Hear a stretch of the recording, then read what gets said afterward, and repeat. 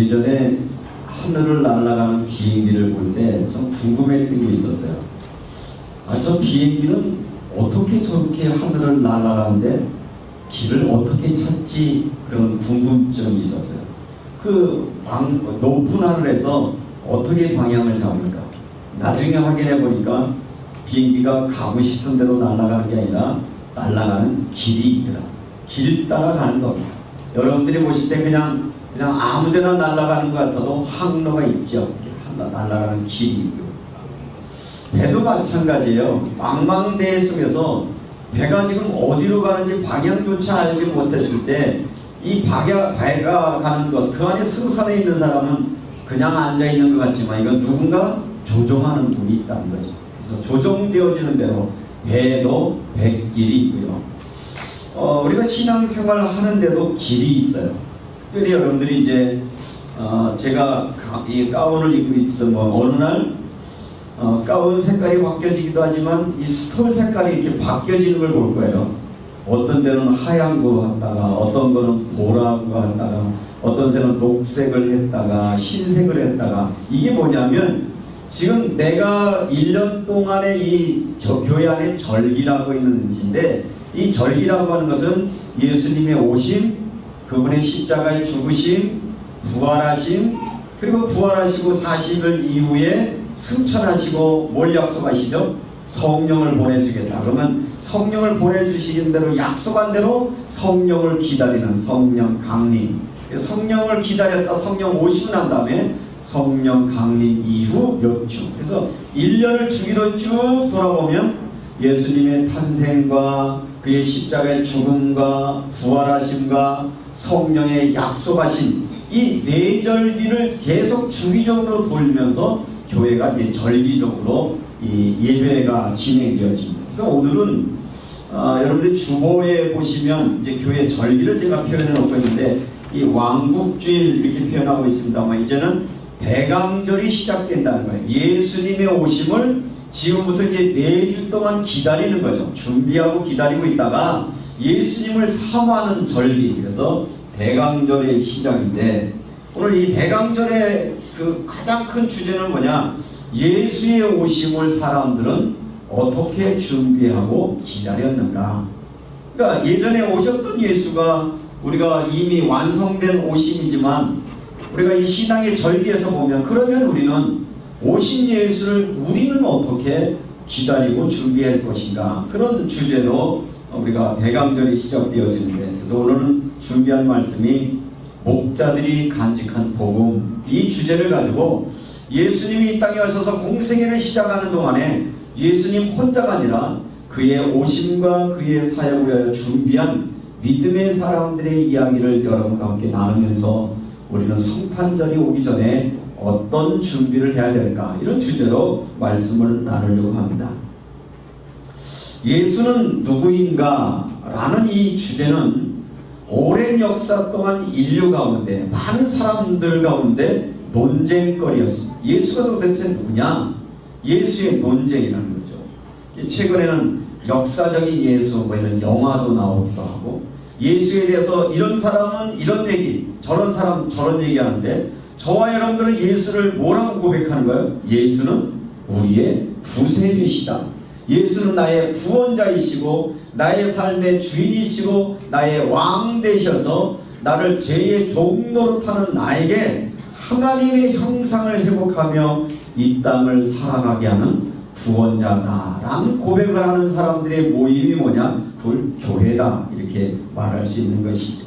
그래서 예수 그는 누군가라고 하는 이 논쟁 속에서 그분은 어쩌면 이 땅에 태어나서 살아온 사람들 중에 가장 아름다운 인생 어떤 면에서 보면 십자가의 죽음과 고난의 길을 갈아서 어쩌면 아픔과 슬픔의 대명사가 되기도 하지만 인생이라고 하는 의미에서 보면 철저하게 자기를 버리고 다른 모든 사람을 위하여 자기의 생명을 내어주신 가장 고귀한 이름 그 이름 예수 이렇게 그분의 인생을 정리할 수 있겠죠. 그렇게 오신 그 예수를 우리는 예수 그리스도 이렇게 표현합니다. 대부분의 많은 사람들이 예수를 모르는 사람이 별로 없습니다. 예수를 다 압니다. 그런데 예수에 대하여 바른 신앙 고백하는 사람은 소수라는 거죠. 예수는 그리스도라는 말이죠. 그러니까 예수 그리스도, 그러니까 어떤 분은 예수 그리스도, 예수님의 이름이 뭐 이렇게 길어 이렇게 생각하시는데 그 말이 아니라 예수님은 나의 구원자라는 말의 의미가 예수 그리스도 이 안에 함축되어 있다는 것을 여러분 아실 겁니다. 그래서 예수 그리스도의 이 땅에 오심의 이야기들이 이제 대강전에 시작해서 오늘 메시지의 핵심인데, 예수님은 이 땅에 태어났을 때에 오늘 성경 본문에 보니까 말구유에 누이셨다. 태어나는 것조차도 가장 비천한 모습으로 말구유에 누이셨다. 뿐만 아니라 예수님은 그의 공생의 모든 삶을 살아가면서 40일간 금식 기도하실 때 뭘 받으세요? 마귀의 시험을 받고 인간의 본능의 한계를 뛰어넘어 하나님의 말씀 앞에 자기의 삶의 최고의 가치를 고백하는, 그래서 첫 번째 아담이 마귀의 유혹으로부터 넘어가 범죄에 빠졌었는데 두 번째 아담으로 오신 예수는 마귀의 시험에서 이기게 하셨고, 그 이기신 예수를 따라가는 우리도 뭐 할 수 있다?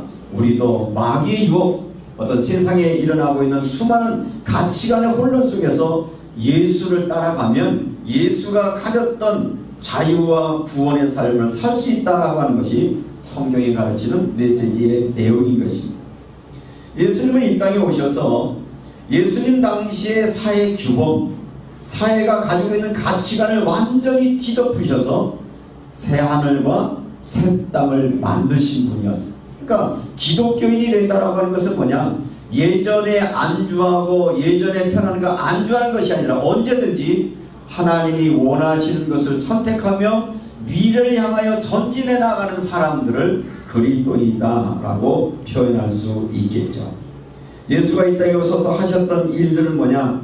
이 땅에 인간이 얼마나 소중한 존재인가.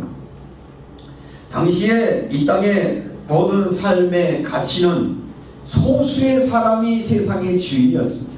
왕과 권력자들, 어떤 성공한 자들, 군사력 있는 자들, 경제력 있는 사람들이 세상을 지배하고 있었고, 일반 서민들은 하나의 소모품, 하나의 그들의 치장거리가 되는 장식품에 불과했었는데, 예수 그리스도는 이 땅에 오셔서 하나님은 그런 것에서 우리를 건져내셔서 우리 사람의 생명을 천하보다 소중한 존재로 인정해 주셔서, 여러분 한 사람 한 사람들이 신분의 변화를 주셨는데, 그 신분의 변화는 뭐냐? 나는 하나님의 형상을 닮은 하나님의 자녀다 라는 어마어마한 축복의 은혜를 우리에게 주신 것입니다. 그래서 우리가 성탄절을 기다린다라고 하는 것은, 어린아이 때 성탄의 기쁨이라는 것은 이번 성탄절에는 무슨 산타 할아버지가 올까? 여러분도 지금도 생각하면 성탄절 그러면 설레임이 있는데, 정말 복음에 대한 감격의 설레임보다는 뭡니까? 이 성탄절에는 어떤 파티를 할까? 어떤 선물을 받을까? 뭐 이 정도의 수준으로 생각한다라고 하면 우리는 우리의 신앙의 본질을 놓친 것이라고 봐서, 저는 오늘 이 목자들이 간직한 이 복음이라는 주제의 말씀을 통해서 우리가 기다리고 즐거워야 되는 이 믿음의 일들, 이 성탄이 얼마나 소중한가 하는 것들을 함께 말씀을 나누려고 합니다. 그 찬양 복음성가의 가사 중에 그런 게 있어요. 너는 너는 무엇을 보기에 발걸음이 가벼우냐? 너는 무엇을 들었길래 그렇게 즐거워하느냐? 뭘 받고 뭘 들었길래 그렇게 기뻐하느냐? 라는 것처럼 오늘 이 목자들, 우리가 목자 이렇게 표현하고 있는데, 옛날에 목동들이 보면 당시에 가장 비천한 그룹의 사람들이었어요. 요즘으로 말하면 아주 극가난한 서민층들이었단 말이죠. 이런 사람들이 도대체 뭘 받길래 그렇게 기뻐하는지, 뭘 받기에 희망이 생겼는지, 그들이 본 것은 누구냐? 이 땅에 구원자 대신 예수가 오신 그 사실을 목격하고 난 이후에 오늘 성경 본문은 아기 예수가 태어난 것의 이야기를 듣고 그것을 찾아가 아기 예수를 본 그들은 다시 어디로 돌아왔죠? 오늘 20절에 보니까 하나님께 영광을 돌리고 찬송하며 돌아가니라. 어디로 다시 돌아왔어요? 일상의 자리로 돌아왔는데, 그 그리스도가 온 것을 보기 이전과 본 이후의 삶이 완전히 달라진 거예요. 도대체 무엇을 봤기에, 무엇을 들었길래 너는 그런 변화가 있었느냐? 나는 천사의 음성을 들었다. 그 천사가 전해준 말은 뭐냐? 하나님께는 영광, 땅에는 평화. 그것을 듣는 모든 사람들에게 이 구원의 소식을 들은 저들의 삶이 기쁨과 희망 속에 살았던 이 메시지를 전달하는 걸 보면서 오늘 말씀을 나눕니다. 누가복음을 제가 오후에도 계속 강의를 하고 있는데, 누가복음의 핵심의 주제는 주일날도 말씀드린 것처럼 역전하시는 하나님입니다. 어쩌면 예수 그리스도가 오실 때의 유대 땅이라고 하는 것은 여러분들이 상상할 수 없는 절망의 시대였어요. 아무런 희망도 없고 꿈도 꿀 수 없고 좌절할 수 없는 그때에 그분은 빛으로 오셔서 절망하고 있는 사람들이 그 빛을 바라보며 삶을 살았는데, 우리는 성탄절 이 절기를 1년 주기로 돌리다 보니까 대강절 그러면 예수 오심이 4주 후에는 성탄절이 되잖아요. 그러니까 뭔가 즉각적으로 이루어지는 것 같지만, 이 아기 예수를 목격한 이 사람들은 몇 년 동안 예수가 이 땅에서 공생애를 시작하는 몇 년을 기다려야 됐나요? 최소한 30년을 기다려야 됩니다. 30년 동안 뭘 하나 가슴에 담았느냐? 야, 구원주가 오셨다. 그러니까 저들의 희망과 꿈은 뭐냐? 구원주가 오실 것이다. 그분이 오셔서 나의 죄뿐만 아니라 나의 인생과 이 땅의 인류의 삶을 해결해 줄 것이는 그 소망 하나 가지고 뭐해서 열심히 양을 지켰습니다. 이 소식을 들은 나 이제 목적 안에 때려치기 아니라 자기 각자에게 주어진 삶 속에서 복음의 희망을 품고 살았던 사실들을 우리에게 전달해 주고 있습니다. 그러면 이 누가복음의 핵심 가운데 아까도 말씀드린 것처럼 역전하신 하나님은 어떤 역전을 베푸십니까? 하나님은 저 먼 곳에 계신다고 사람들은 생각했어요. 그런데 하나님은 이 땅에 찾아오셨어요. 이 땅에 찾아오신 예수, 그 예수가 오셨는데 어떤 모양으로 오셨나요? 여러분의 모습으로 온 겁니다. 여러분의 감성을 함께 느낄 수 있고, 여러분들이 아파하는 것을 함께 아파하고, 여러분들이 힘겨워하는 걸 함께 힘겨워하고, 여러분이 배고플 때 느꼈던 그 고통을 그분도 함께 느끼시고, 여러분들이 너무너무 힘들어 잠잘 수 없어 헤맸던 그 고통의 순간도 주님도 경험하시면서 우리 인간이 가지고 있는 슬픔과 고통과 절망의 모든 문제 가운데서 그분은 어떻게 우리를 해방시킬 것인가 하는 것들을 삶으로 살아내신 분, 그분이 바로 예수라는 것입니다. 만일 예수가 신의 모습으로, 영적인 모습으로만 나타났다라고 하면 그분은 여러분의 아픔을 모를 겁니다. 여러분들이 얼마나 신기한지 경험해 보지 못한 걸 어찌 알겠습니까? 신이 어떻게 사람의 고뇌를 알 수 있겠습니까? 그래서 그분은 사람의 몸을 입고 오셨습니다. 그 오신 예수의 복음을 전환할 때도 대다수의 모든 이것이 증거되려고 하면 바로 많은 힘 있는 사람, 권력 있는 사람들을 통해서 했는데, 세상의 주도권이라고 하는 건 그렇습니다. 성공한 소수의 사람들이 주도권을 쥐고 있습니다. 그렇죠? 권력자들, 명예 있는 자들, 아니면 재력을 가진 사람들. 그래서 이들이 명망가를 통해서 하나님의 오심을 말해야 되는데, 오늘 누가복음에서는 놀랍게도 목자에게 주님의 오심을 알렸다라고 성경은 말하고 있습니다. 이 복음의 세상의 주도권은 우리가 얘기하는 세상의 승리자들에게 주셨다라고 하면, 복음의 주도권은 누구에게 주셨냐? 목자에게 주셨다는 말은 뭐냐? 오늘 성경 본문에 그 8절에 그 지역의 목자들이 밤에 밖에서 자기 양떼를 지키더니, 그 지역의 목자들이 밤에 가서, 이 밤이라고 하는 의미가 뭐냐? 절망과 두려움과 어둠을 상징하고 있는데, 오늘 이 시대를 가리켜서 많은 이들이 절망의 시대라고 말해요. 아니, 이만큼 먹고 살만한데도 사람들은 저마다 다 어렵다고 해요. 다 두렵다고 하고 다 가난하다고 생각하고 다 행복하지 않다고 말하는 이때 주님은 다시 오셔서 우리에게 새 빛과 새로운 비전들을 허락해 주시기를 기대합니다. 성탄절은 왔지만 여전히 세상은 점점 어두운 시기였습니다. 그래서 이 목자들이 복을 받았던 시대가 뭐냐? 어둠의 시대였고 그 장소가 어디였느냐? 바로 목동뒤였다라고 하는 것은 뭘 의미하고 있느냐면 그러면 앞으로 재림된 예수 오시려고 내가 목동을 빨리 만나겠다 이런 그런 상상을 하실 수 있겠지만 이 성경의 말씀의 의미는 뭐냐? 천국을 소유할 준비가 되어 있는 사람에게 임재하셔서 그의 소식을 증거하고 있다라는 것으로 오늘 말씀해 주고 있는 거죠. 예수님이 그 공생애를 시작하시면서 산상수훈을 하실 때 팔복을 말씀을 하시죠. 그죠? 팔복을 얘기할 때 첫 번째 복이 뭡니까? 심령이 가난한 자는 복이 있나니 천국이 저희의 것이며. 천국은 누가 소유할 수 있느냐?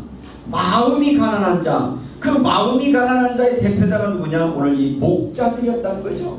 그들은 아무것도 소유할 수 없었습니다. 그 어떤 사람들로도 인정받지 못했습니다.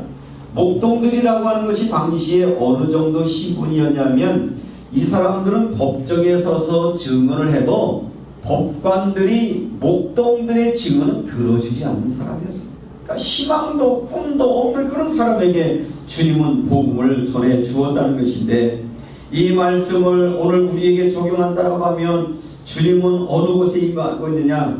언제든지 우리에게 찾아오셔서 문 두르실 때 문을 열고 그분을 받아들여서 내 삶의 중심으로 내 삶의 주인으로 받아들일 수 있는 심령이 가난한 자에게 복음이 증거되고 있다는 것을 우리에게 말씀하고 있습니다. 주의 영광의 두루 비침에 그런데 이 목자들이 왔던 빛은 뭐냐? 주의 영광이 두루 비침에 세상 사람들은 영광의 빛을 지금도 소망하는 빛이 뭡니까? 많은 재물에 관심이 있습니다. 사람들은 뭘 보기 원하냐? 어디 좀 돌볼 거 없을까? 어디 좀 내 이름을 이렇게 높여줄 곳이 없을까? 얼마나 내 육체를 자극시키고 즐거운 일이 없을까에 사람들이 다 관심 갖고 있는데 목동들에게 나타난 영광은 뭐냐? 주의 영광이 두루미침에 다시 말하면 재물이나 명예나 권력이 아니라 이스라엘 민족이 오랜 역사를 지켜오면서 그렇게 사모했던 메시아 구원주를 기다리는 그것이 저의 마음속에 비칠 때 하늘아버지 영광이고 땅에는 평화의 복음이 증거되었고요. 천사가 나타나서 밝은 빛이 비치자 이 목동들은 두려운 마음이 생겼습니다. 여기서 이 목동들이 두려워하는 이유는 뭐냐면 거룩함 앞에 설 때 인간은 두려울 수밖에 없는 거죠. 거룩함 앞에 너무 거룩함 앞에 서면 두려운 것인데 이들은 비록 가난하게 살았고 어렵게 살았음에도 불구하고 자신들 속에 있는 이 죄의 문제들의 그 문제 속에서 하나님의 영광의 빛 앞에 섰을 때 두려울 때 천사가 뭐라 합니까? 두려워 말라. 왜냐하면 내가 두려워하는 것, 내가 염려하는 것들을 해결할 구원자를 이 땅에 보낼 것인데 내 그 구원자의 증인이 될 것이라고 하는 말씀을 증거했을 때 저들은 기꺼이 이 천사의 이야기를 듣고 바로 이 말씀을 듣습니다. 그때 이 천사가 두려워하지 말라라고 말씀하시면서 핵심 메시지가 뭐였냐? 온 세상에 미칠 기쁨의 좋은 소식. 복음이란 뭐냐? 나에게만 유익한 것이 아니라 이 땅의 모든 사람에게 미칠 복음의 소식이에요. 우리나라 사람들이 그 한일전 축구 시합을 하면 응원을 합니다. 누구 응원하나요? 우리 응원하죠. 그러면서 뭐라고? 여러분 응원할 때 그냥 응원만 해요? 하나님 우리 이기게 해주세요. 그러면 누구는 울어야 돼요? 일본 사람은 울어야 돼요. 그러니까 우리는 이 복음이라는 걸 생각할 때 모든 걸 다 초점을 내게 맞추는 거예요. 그런데 진정한 복음은 내게만 아니라 모두에게 미칠 기쁨의 소식이거든요. 차원이 다른 거죠. 가치가 다른 거예요. 그래서 이 복음의 기쁨의 소식은 어떤 욕망의 충족이 아닌 자기의 성공이나 자기의 추척이나 자기의 성공이나 쾌락이나 자기의 자본주의 불균형 사회 속에 이르는 것이 아니라 공유와 나눔이고 하나님의 기쁨을 나눠주는 것, 이기적이지 않은 공동체의 기쁨, 다시 말하면 인류의 기쁨이 바로 복음이라는 것입니다. 그런데 이 복음을 전하면서도 또 교회 안에 얼마나 이기적인 복음을 많이 가지고 있습니까? 여러분들이 길거리 지나보면 기쁨의 소식, 기쁨의 교회 뭐 이렇게 편말 붙인 사람들이 있어요. 그래서 복음은 어디에 있다는 거예요?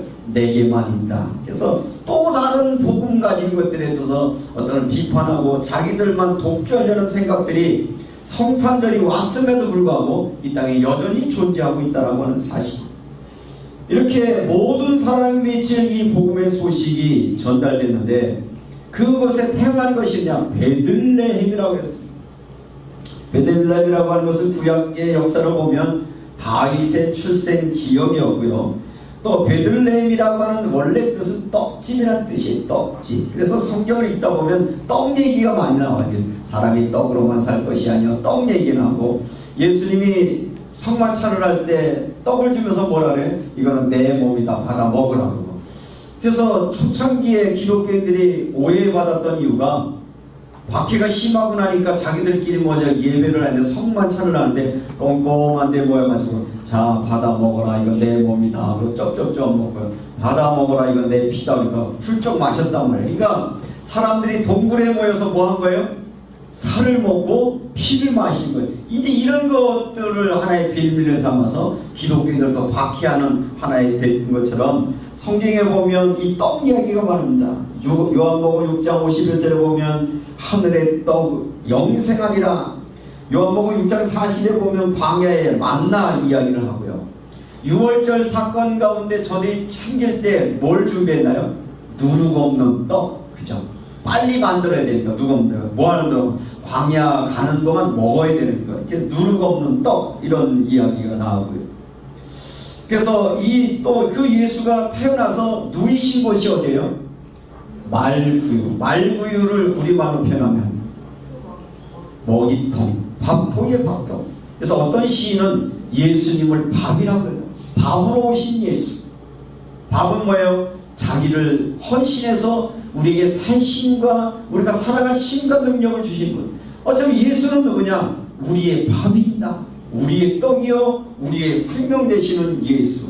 그래서 말구에 오신 예수가 오셨는데 그분은 누구냐? 구주가 나셨으니 그리스도다. 이렇게 이제 천사가 메시지를 합니다. 구주가 나셨다, 그리스도 주시다라는 말을 여러분들은 설명을 들어야 이해가 되지만 당시 유대인들은 메시아 그러면 딱 생각나는 게 있었어요. 기름 부음 받은 자인데, 기름 부음 받은 자들이 성경에는 세 종류가 나온다고 그랬어요. 왕을 선별할 때, 왕을 세울 때 기름을 붓고요, 제사장을 세울 때, 그리고 선지자를 세울 때. 이 세 분의 특징은 뭡니까? 바로 하나님의 백성들을 다스리고 저들에게 죄를 용서하고 하나님의 말씀을 증거하는 것인데, 하나님이 이 땅에 왕과 제사장과 선지자를 수없이 보냈지만 죄에 병들어버린 그 사람으로서는 그 역할을 온전히 감당할 수 없었기 때문에 참 선지자, 참 제사장, 왕이신 메시아 그리스도를 이 땅에 보내셨는데 그분이 누구다? 예수다. 그래서 예수님이 요한복음 14장 6절에 이 땅에 오셔서 선언하신 말씀이 있어요. 나는 내가 곧 길이요 진리요 생명이니 나로 말지 않고는 아버지께로 갈 자가 없느니라. 예수가 왜 구원자시냐? 예수를 통해서만 우리가 하나님을 만날 수 있다. 예수를 통해서만 하나님의 형상이 회복되어지고 그분의 다스림을 입는 것. 그래서 그 예수가 그리스도다라는 말을 이미 이 짧은 글 내용 중에 목자들에게 이 메시지를 증거해 주고 있는 것입니다. 이렇게 어마어마한 사실을 증거하들에게 나타나셨는데 누구에게 나타나셨다고요? 가장 평범한 목정들에게 나타나셨다. 다시 말하면 하나님이 사용하시는 사람 누구냐? 온 백성이 맺힌 큰 기쁨의 소식의 전달자는 세상의 지위나 권세나 명예와 전무한 백성들, 다시 말하면 법정에서 증인도 되지 못한 사람들이었는데 하나님 왜 이들을 쓰셨느냐? 하나님을 위하여 준비된 사람들, 심령이 가난한 사람들, 언제든지 찾아오면 기꺼이 그분을 받아들일 수밖에 없는 사람들. 이것이 오늘 이 시대도 마찬가지인 것 같아요. 오늘날 왜 여러분들이 전도해보고 복음을 전해도 사람들 듣지 않습니까? 이미 저들에게 가진 게 너무 많아요. 먹을 거 있죠, 입을 거 있죠, 세상에 가지고 있으니까 복음의 가치가 안 보이는 겁니다. 그냥 단순하게 자기가 보는 것이 전부인 거니까 복음을 전해도 복음의 소식가 전려지지 않고 있다는 것입니다. 뿐만 아니라 우리 사회 현상 속에서도 어떤 우리의 생각을 가지고 있느냐면, 하나님의 일을 하려고 하면 뭔가 어마어마한 힘을 가진 사람이어야 일을 한다는 잘못된 생각이 우리 속에 있습니다. 예를 들면 주일을 하려고 하면 아주 사람들이 많이 모이는 큰 교회가 해야 된다, 그런 생각이 있어요. 그래서 저마다 큰 교회를 꿈꿨어요. 근데 정작 교회를 가장 어렵게 만들고 사회의 지탄을 받게 하는 대부분의 사람들은 그 부류의 사람들이 교회를 비판적인 모습으로 세상의 빛과 소금의 역할이 아닌, 복음 아닌 것으로 사람들의 마음을 불편하게 만드는 모습으로 하죠. 또 대부분의 많은 사람들은 엄청나게 유명하고 지식 있는 자들을 통해서 그 일을 감당한다고 합니다. 목사가 서울대학이나 유학 박사는 좋죠. 어떤 목사님은 이렇게 담임 목사 써놓고 가로에다가 서울대 출신 이렇게도 쓰시더라고요. 뭐 저 같은 사람은 감히 명함도 못 내면 소중한이지만 정말 복음을 증거하는데 그것이 유용할까? 그런데 이게 먹힌다 안 먹힌다? 먹히는 거죠. 그냥 예수의 이야기를 들어도 뭘 하고 싶은 거예요? 뭔가 좀 뛰어난 사람이. 그런데 하나님의 방법은 전혀 가치 없다고 보여지고 저처럼 아무런 무능한다고 보여지는 그 목자들을 통해서 예수의 오심을 증거했다는 이야기는 뭐냐? 여러분들의 마음속에 어쩌면 하나님, 내가 전도하고 싶은데 나는 이것도 없고 저것도 없고 내 환경이 이러하고 그래서 나는 할 수 없습니다 라고 말하는 분이 있다라고 하면 오늘 하나님의 세미한 음성을 들으십시오. 하나님의 방법은 여러분이 가지고 있는 것, 여러분이 가지고 있는 조건이 아니라 여러분이 그 예수 그리스도의 오심을 보고 여러분들이 그 그리스도를 만나기만 한다라고 하면 여러분과 상관없이 하나님은 나와 여러분들을 복음의 증거자로 사용하신다는 것입니다. 여러분의 형편이 상관이 없습니다. 그래서 하나님의 복음은 우리에게 능력이 되어지시는 것이죠.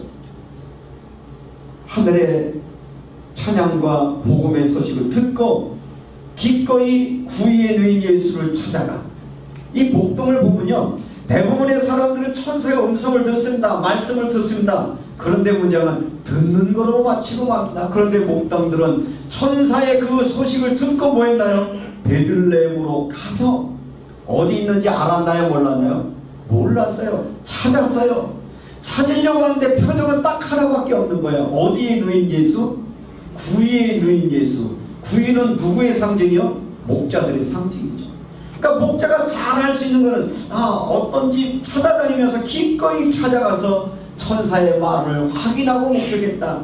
오늘날 대부분의 많은 사람들이 천사의 음성을 듣습니다. 수많은 설계의 말씀을 듣습니다. 문제는 들은 하나님의 말씀을 가지고 내 삶의 현장의 말씀을 확인하고 그것을 체험하는 일을 놓쳐버리니까 여전히 우리는 복음의 증인으로 사용할 수 없는 안타까움을 경험하게 되어지는 거지.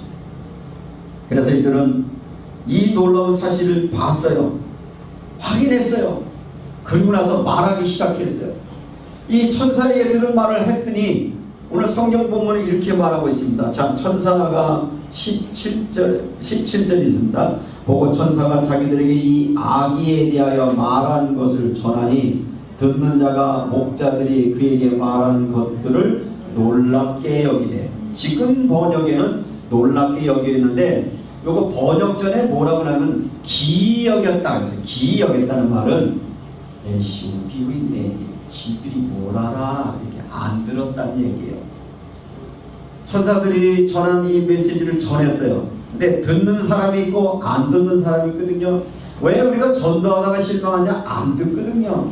여러분이 복음을 말해도 안 들어요.